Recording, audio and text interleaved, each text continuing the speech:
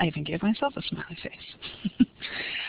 Okay, so we're going to talk pretty briefly about presenting your master's project online.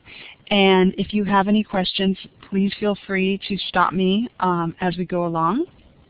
And I guess that's it. Let's go ahead and get started. So I've actually been giving this presentation to 690 for a while now, and that's why this slide is in here. This was before I actually was teaching 690. So I had this, well, why am I here to talk to you about this? And this was my reasoning, that yes, I went through the E-Tech program as well, the master's degree, and did have to do a presentation. It was a little different back then, but nonetheless, I learned quite a bit from that experience. Obviously, being an advisor and on the E-Tech faculty, and having presented at TCC as well as a number of other conferences.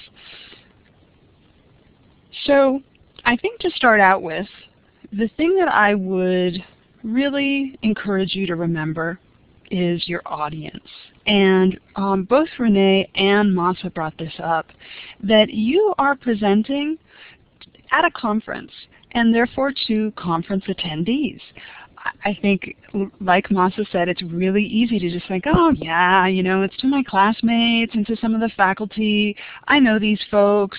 But really, you are presenting at a conference, and you could very well, I think Renee said she had over 40 people in her session. And so obviously those were not all E-Tech folks. And when people go to a conference, they really want to learn something. And they're going to sessions to try to gain some information that's relevant to them. And even if it isn't relevant, perhaps to specifically what they do, they at least want it to be interesting. Somehow engage them or teach them something, give them some kind of information that's new for them. So keep that in mind, that this isn't just a class project, that you aren't presenting just to your classmates, that you might have complete and utter strangers, and that they're coming to learn something from you. So that's something to think about. So what makes it interesting? I think perhaps one of the best things that you can do is think about your presentation as a story, that you are telling a story. Because you really are. You've had this year-long journey, and there's a narrative that goes along with this. And really the best story is your story. So I wouldn't, you know, there's a little bit of this in your paper, but I think your presentation is a much more relevant place for this. Where are you in all of this? Why did you choose this topic? Why did it resonate with you? What's the personal connection? Because that helps make a personal connection with the audience and you and your story/project. That's really important. You don't have to dwell on this, but for those of you that are doing action research in a classroom, and it's your classroom, you know, this was my class, and these were the kinds of things that I observed, and I decided that I wanted to do this. Or what were the kind of things that led you to do the ID project that you did, or the needs assessment that you did. Usually there is some personal information there that wouldn't necessarily go in a paper, but this is a really good place for it to make some connections with your audience. So when we're talking about writing a good story has a beginning, a middle, and an end. And I would really encourage you to be brief about the middle. The middle kind of being the nitty-gritty, the methods. The beginning is kind of the you, and the end is what you found out. And we'll talk a little bit more about that. So you have a really short amount of time. 20 minutes for some of you might sound like, oh my God, how am I going to fill 20 minutes? But when you really think about this year-long process that you've been through, all of the things that you did, what you have found, what you think it means, zoom, 20 minutes goes by really, really fast. So I think setting the stage, again, talking about why you were interested in this topic and why this study was needed, so what's the point, is really important, and then what you found out. And why does this matter to other people? These other people are coming to your presentation. What kind of connection do you think it has to them? Okay, I cannot emphasize this enough, and I will tell you from my own personal experience, this was my issue when I presented my master's project, and I won't even tell you how long ago that was, but I remember so clearly everybody looking at me going like, yeah, but wait, we're confused. It made perfect sense to me, and I just couldn't understand like why they didn't get it, the audience. But honestly, it's your job to make sure that they understand what it is that you're saying. And we're going to talk about some techniques to make sure that this happens.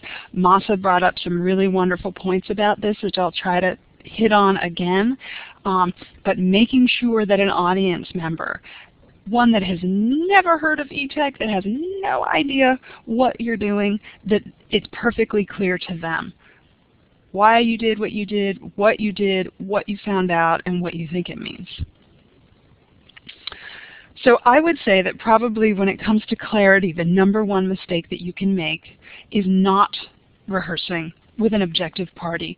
Masa said, you know, wives, husbands, girlfriends, your mom, whoever, somebody that is not in e-tech.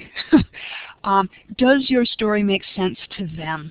Somebody who knows nothing of this process, because he was so right in saying that either your critical friends, even us as instructors, we can fill in the blanks pretty easily because we've read drafts of your paper, we've talked about your project for a really long time. We can make those leaps in understanding. An outside audience member is not going to be able to. And the best way for you to know that your TCC audience is going to be able to make those connections is if you've practiced with someone who is outside the process and they understood the connection. So this is really, really key. And he mentioned that, I think, for your papers, but I would also do this for your presentation as well. I think in a paper you have a lot more time to refine it. There's a lot of people reading it and giving you feedback. I think there's less of that with the presentation. We're going to talk about some techniques for rehearsals, but it's so critical that you tell clearly what's going on in your presentation. And you kind of have a lot less space to do it in. You know, 20 minutes is a lot less than, say, 7 pages. And, I mean, you have to do this to a certain extent because there is this time limit, but editing is crucial. Cutting it down. Can you say this more concisely? We talked a little bit about some of the techniques in writing to make your language and writing more concise, but this will again be very critical with a limited amount of time and a lot to say in your presentation. So you really want to focus on the most crucial details. There's going to be, I'll just tell you right now, there's going to be a lot that you leave out, that you just don't get to tell folks because there's just so much. So you really have to triage the most important pieces of the story. And I know that that can be hard to do because, again, you've been very invested in this for a really long time. All of the details are important to you. So how am I going to possibly cut all of this down? And that, again, might be a good place for your objective party. They might be able to help you weed out, you know, like, I thought that was really important, but then you talked a lot about this. Maybe that wasn't so much, you know, I didn't really need to know that. It's really difficult to be brief, and you're being forced to with your time limit. So let's talk about some other things that you can do to help you fit into that. Okay. What are your important details? I think I brought this up with the writing of your paper as well, but thinking again about your audience, who your audience is for this presentation, why this project, and why do I, the audience member, care? We know you care, and I care. But folks that are just coming to your session, why do they care? Thinking about what it is that you want to share with them that's relevant to them. And then, what did you do? And this is brief. We can't hear every detail because you've been doing this for a really long time. And then, what did you find out? So this, again, is going to be pretty general. You are not going to be, for example, if you were doing an ID project, examining every objective and showing the pre and the post and all of that. This is really just the highlights. overall, people enjoyed it. In general, we had an increase in learning. These are some of the things that I thought were really interesting in my results. You know, it's not, you just don't have the time to go into the details here. And then, why does this matter? So this is, why does this matter to your audience? And how you can think about that is, how does this matter in the grand scheme of things? We talked about, you know, you're creating this little brick that is going onto the wall of research knowledge.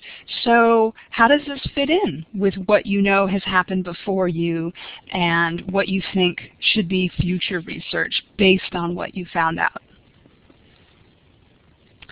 So your lit review, you folks haven't had to spend much time, honestly, because the lit review has been cut down quite a bit for you. 601 was probably the big lit review that you had to do. But you are required to do lit review for this paper, and I know that that can be kind of a painful part of this process. And so hopefully you are spending a lot of time on that. Your presentation is not the place to have slides long of references that informed what you did. If there's something that's really, really critical, you could mention it, but I would keep it to a minimum. That's not really what folks are coming to hear about. We are assuming that you are basing your design considerations and the things that you're doing in research, but we don't really need to hear the nitty-gritties of your bibliography.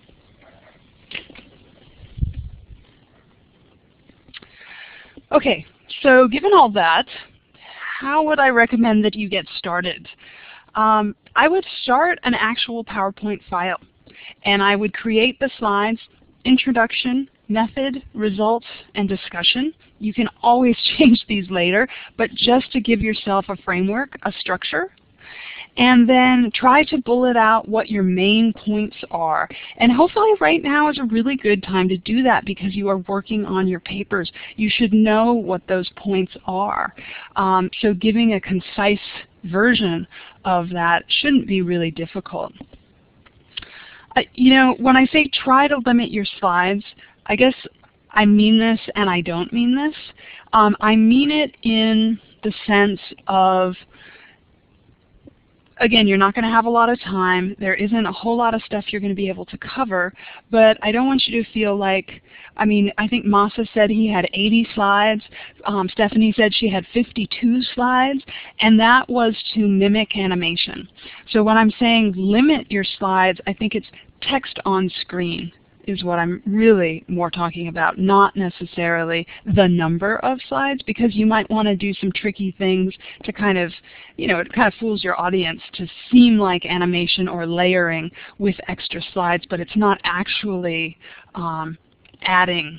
You know, if you had 80 text-filled slides, unless you were like Crazy Eddie and could speak really, really fastly, or quickly, which would be totally annoying, you know, that's just not going to work. Yeah, not our Crazy Eddie. Okay, if I told you one thing about presenting, and this just goes for presenting in general, and especially with a high-stakes presentation, and I would attach that adjective, that qualifier to this presentation. I did not know that about Renee, but the fact that she was crying when she saw how many people came into her room, I think this can be an emotional, kind of stressful experience for folks. The thing that is going to make it better, not only just the quality of your presentation, but how you feel and your experience with it. And I just absolutely guarantee you this, I promise you this, just from my own personal experience, is if you rehearse, rehearse, rehearse, rehearse. And when I say rehearse, I really do mean that you have your slides and you are saying what you are going to say out loud.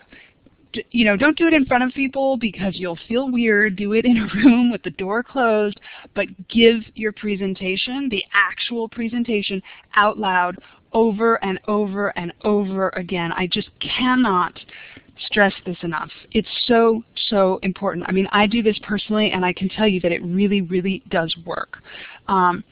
I think that, my theory on this, I don't have any kind of science to back this up, but I'm sure all of us have been, you're driving in the car and you're listening to the classic rock station or whatever, and a song comes on, you haven't heard it in a really long time, but you remember all of the words, and I am completely convinced it's because you have sung it out loud and heard yourself singing it over and over and over again, so it sticks.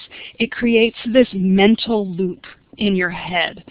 And the thing about presenting in stressful situations is it's really hard to make stuff up on the fly. I think this is kind of a gift that some people have. I do not.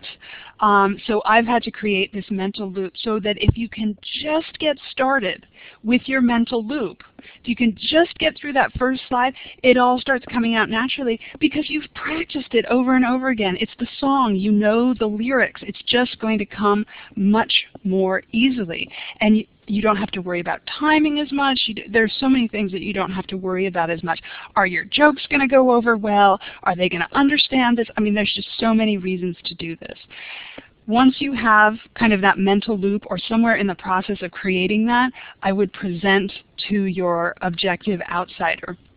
Again, preferably someone who hasn't read your paper before, so that they can give you feedback about what it is that you're saying.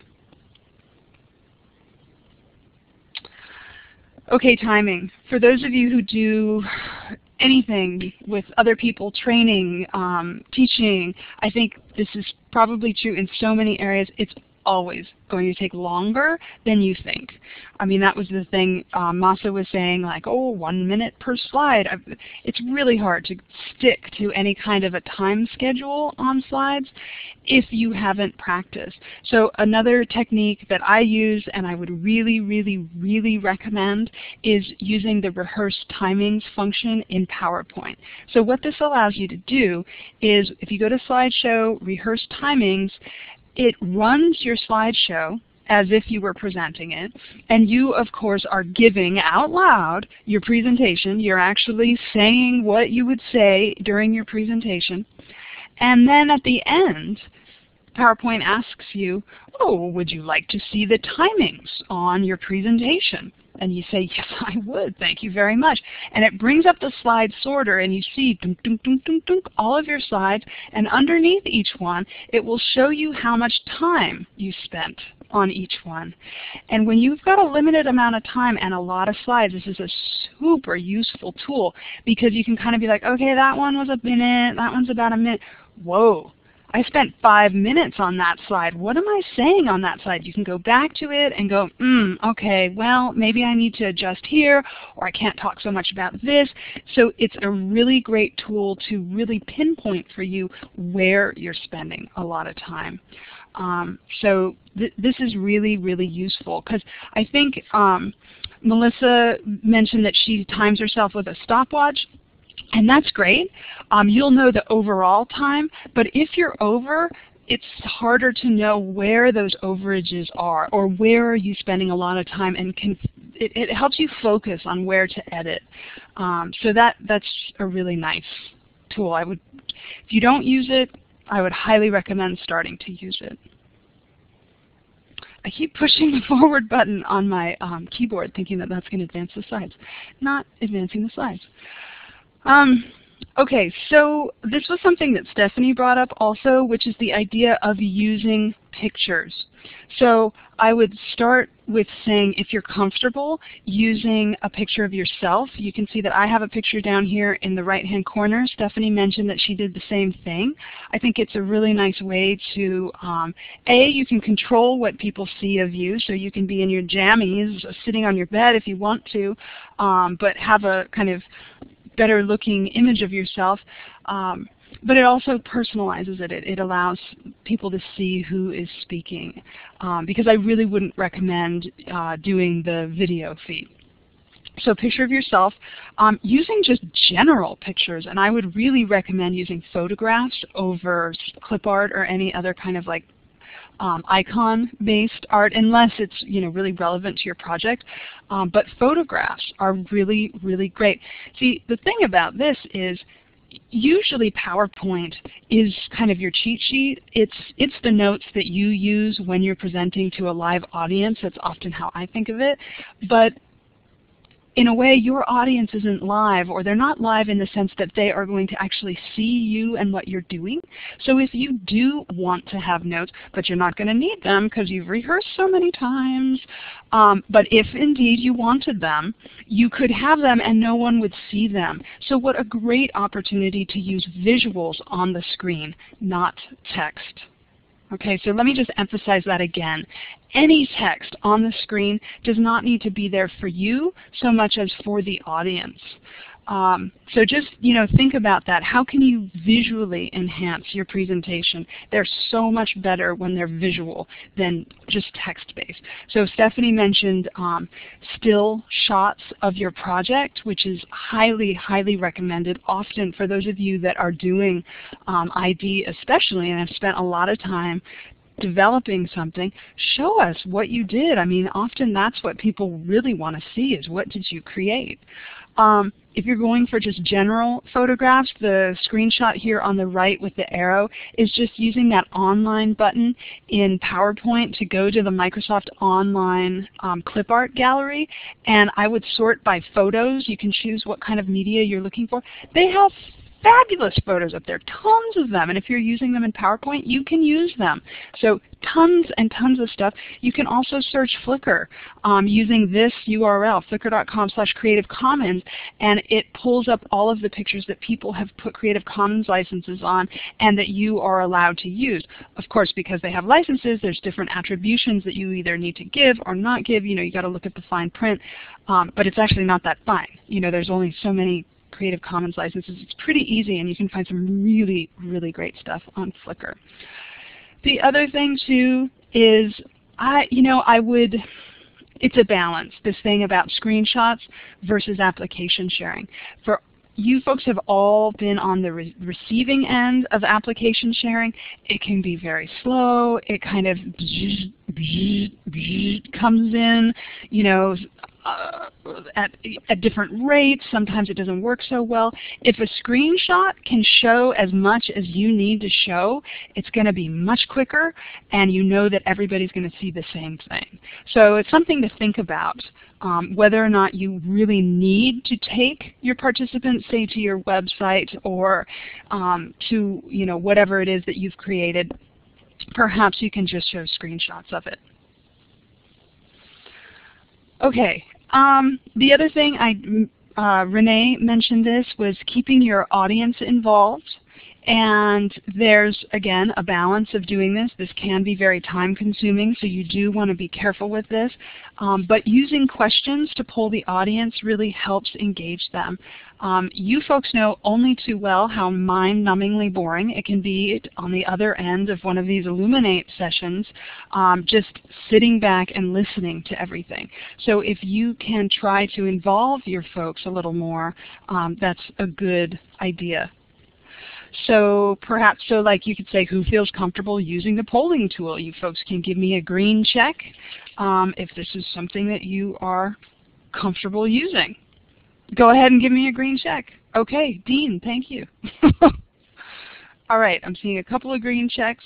So the thing is when I ask you to do something, you actually have to do something. You are leaning in and actively engaging in the presentation, as opposed to, kicking back in the lazy boy with your feet up, and that's assuming that you're listening to me. I mean, it's very easy to lose your audience in an online presentation because there's so many other things that folks could be doing. So if you aren't, actively engaging your folks, they can stray.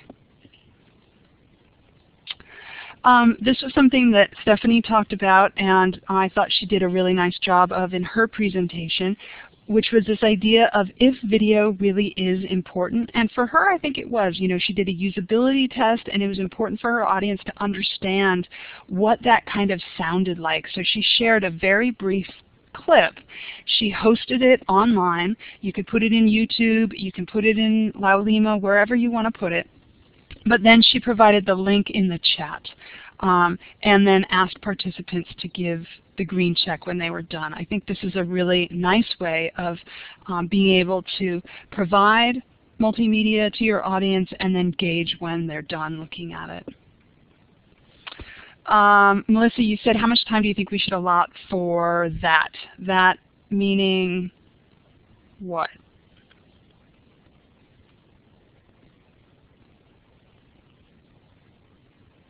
Audience participation. Well, you know, it really depends on your topic, I think. Sometimes it just might not be super relevant to engage your audience a whole lot. You know, you don't need to get a whole lot of information from them, but you may want to ask like a, you know, oops, I just pressed my mute button, a multiple choice question that they respond to, and you publish the poll to the whiteboard. Just, okay, well, I can see that 50% of you are on the mainland and 50% are in Hawaii, or, you know, whatever it happens to be, something to just kind of get them. I'm going to say that that's a really personal choice. And perhaps will depend on how much time you feel you have to spend on that. I know that that's a pretty vague answer, but again, because everybody's presentation is going to be so unique, I wouldn't want to put any kind of number on that.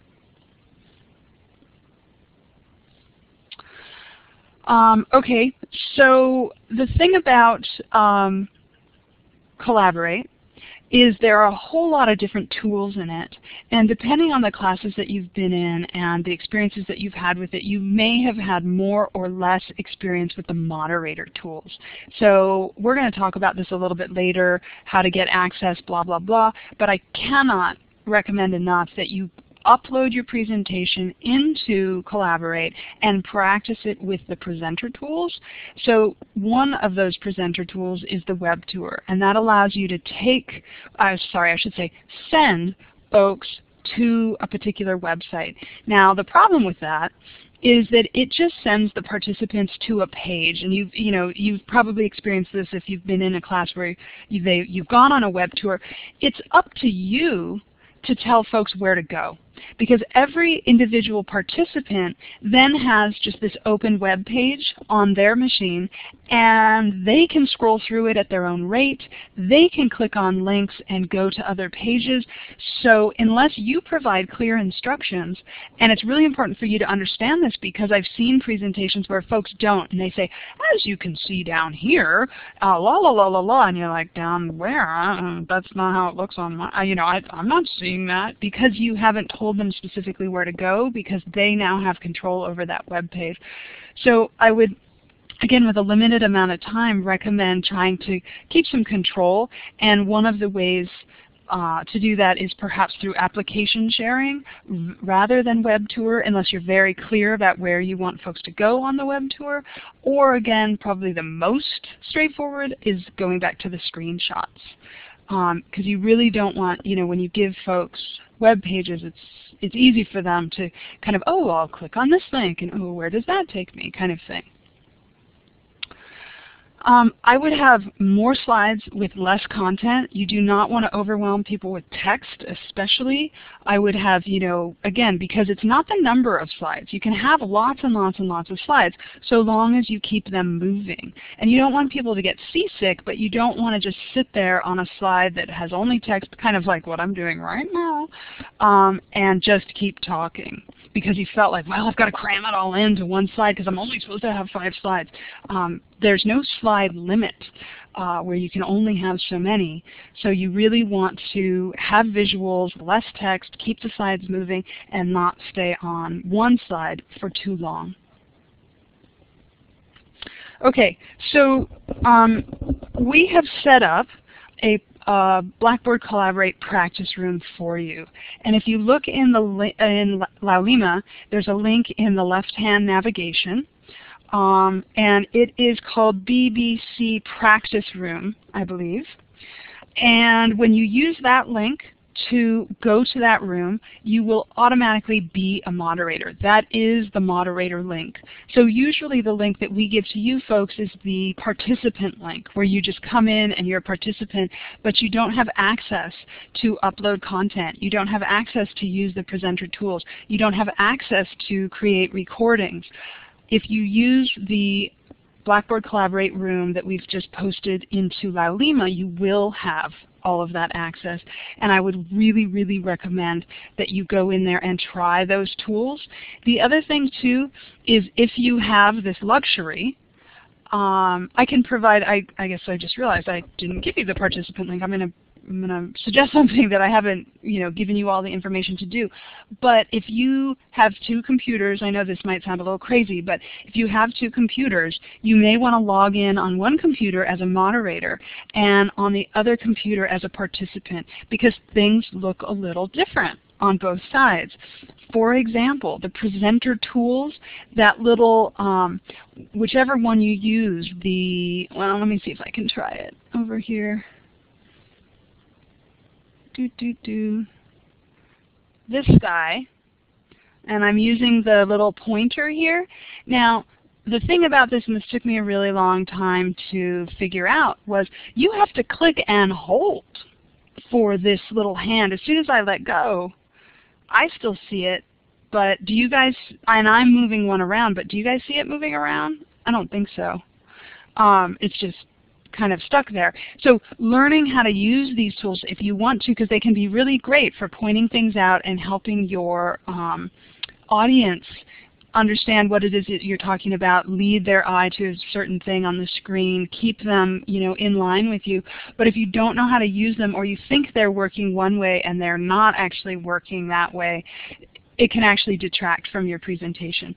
So I would really recommend that you go in, use the moderator tools, either have a friend or another computer logged in on the participant side so that you can see what that looks like.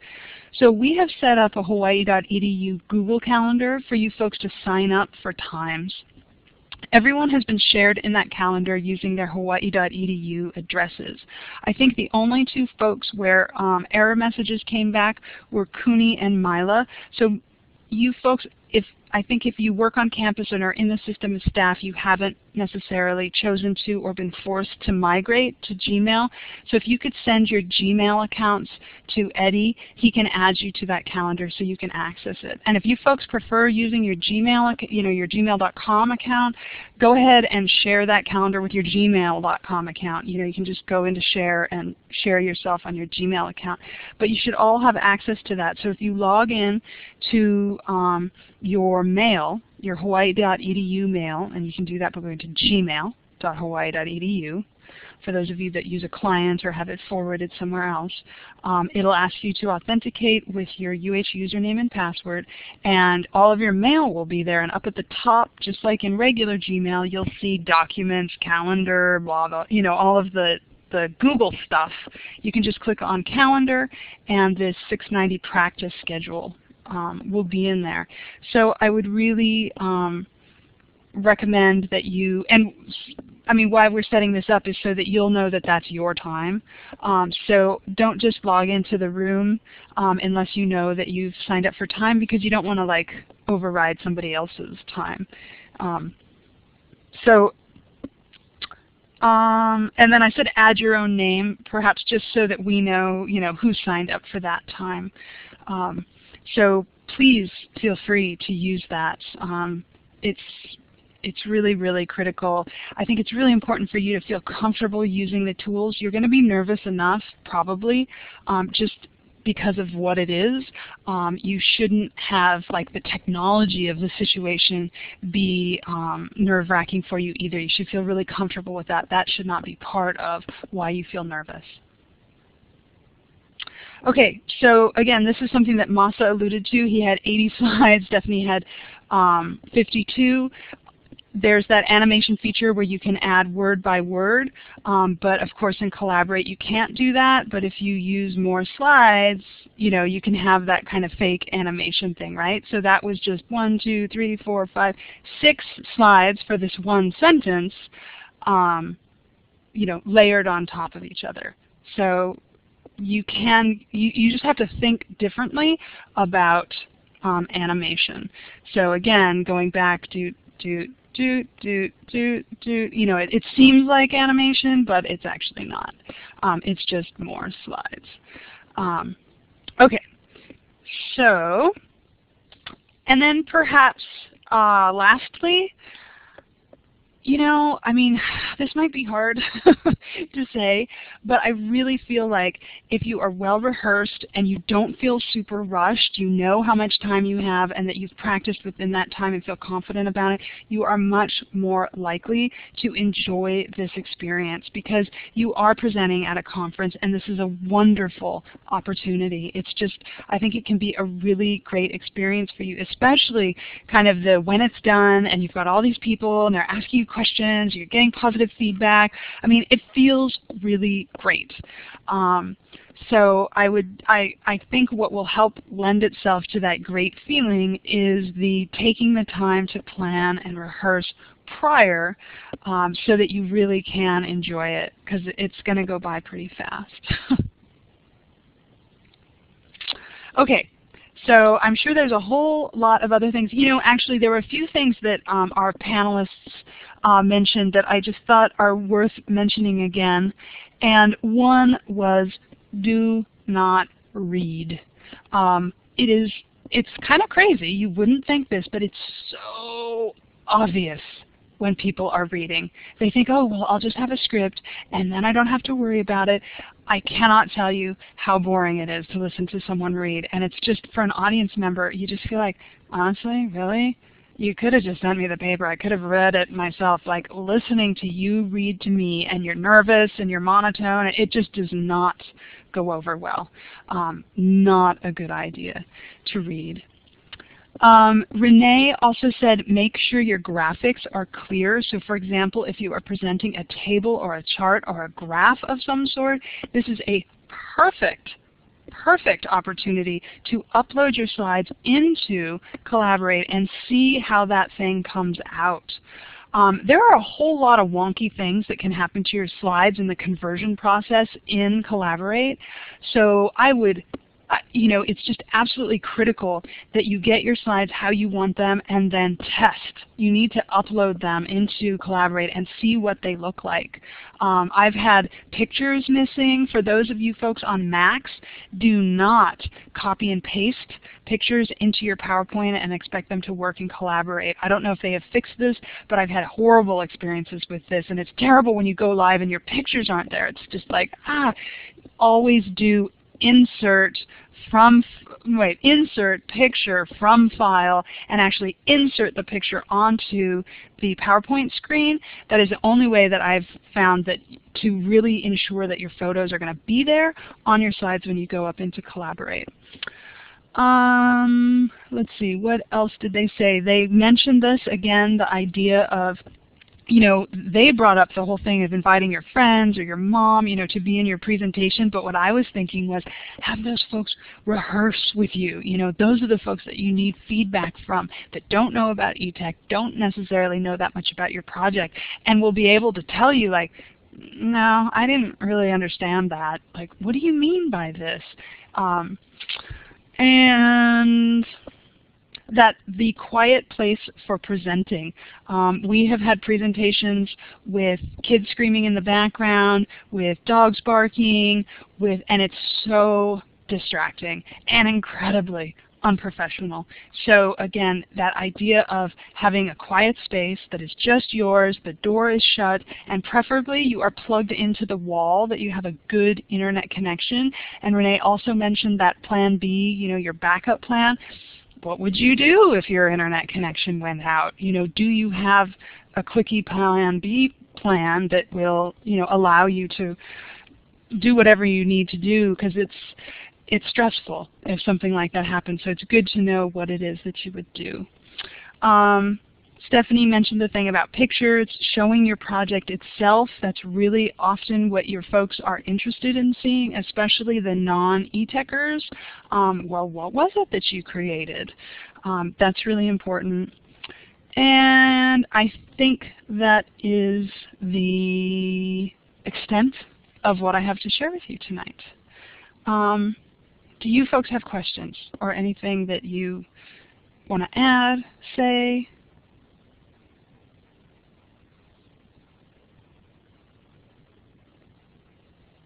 Yeah, the louvers don't block out the chickens. I've heard a lot of coqui frogs for those of you who might possibly be on the Big Island. Those guys can be really loud.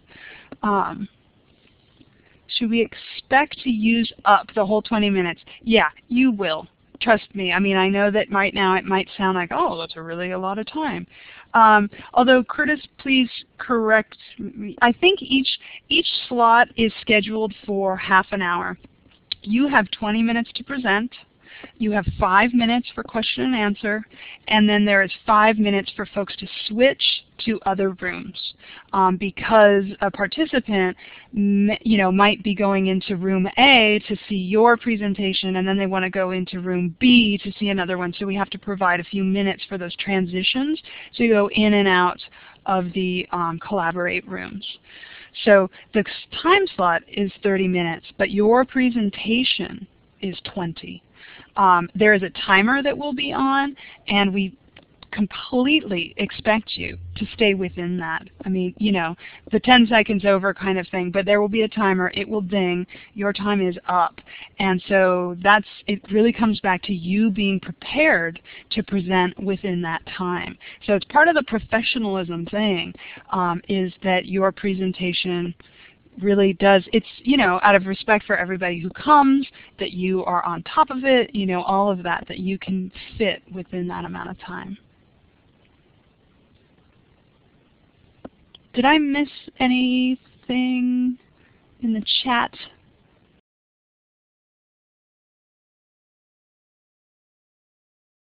I see a comment up there. Signing up for time slots to avoid work-related issues. If the time slots for the TCC conference are already posted in the detailed schedule. We would like to stick to that as much as possible. If you have an issue with those, please let us know as soon as possible so that we can swap you with somebody. But those are already set up and they've been posted from the first day of the semester. So take a look at those and make sure that they work for you. Rehearsals too, yes. Thank you, Curtis. Macy, do you have a question?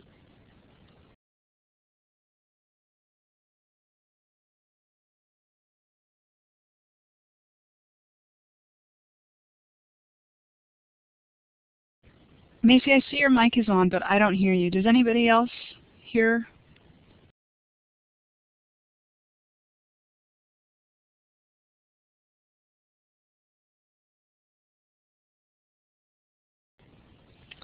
You want to type your question, Macy? And then while you're typing that, I think Mila asked a question, which was, what kind of questions can you expect from the audience? And I would say it is across the board, all over the map. Not to freak you out by saying, oh, it could be absolutely anything. By the time the questions are coming in, that is the fun part. You have done all your work. You are done with the presentation. You're kind of like, I know that everyone's going to be really successful, so you're kind of riding high. So the questions are you almost wish the questions wouldn't end because that's when it's the easy time to talk about stuff. So I wouldn't fear the questions at the end because you know how to answer all of those questions. I mean, unless somebody asks you some kind of research-based blah-de-blah, have you considered this, that, and the other that you've never heard of? And with a question like that, you can say, no, that's a really interesting question that I haven't considered, and that would be a wonderful area for future research. That's a perfect answer for questions that you don't know the answer to. That's a great suggestion for future research. But no, I wouldn't, you could get any kind of question. The questions from the faculty are not going to be hard. We are not going to, this is not a defense. This is a presentation. So we are there to support you. If the faculty are asking questions, it's usually strictly out of interest or to expand on something that we think was interesting. So don't worry about it from us. But you have no idea what folks from the outside are going to ask. So could be anything. And by that time, you'll be ready to answer it. Absolutely. Because, yeah, Curtis is It's not difficult questions. People are really nice. It's not a test. It's totally, usually it's like, oh wow, I was so interested in this. Have you, did you do blah-de-dee-blah, or could you talk a little bit more about how you did la-la-la, or, yeah. So, yeah. And your friends and family can ask questions, or, I mean, that part is not difficult.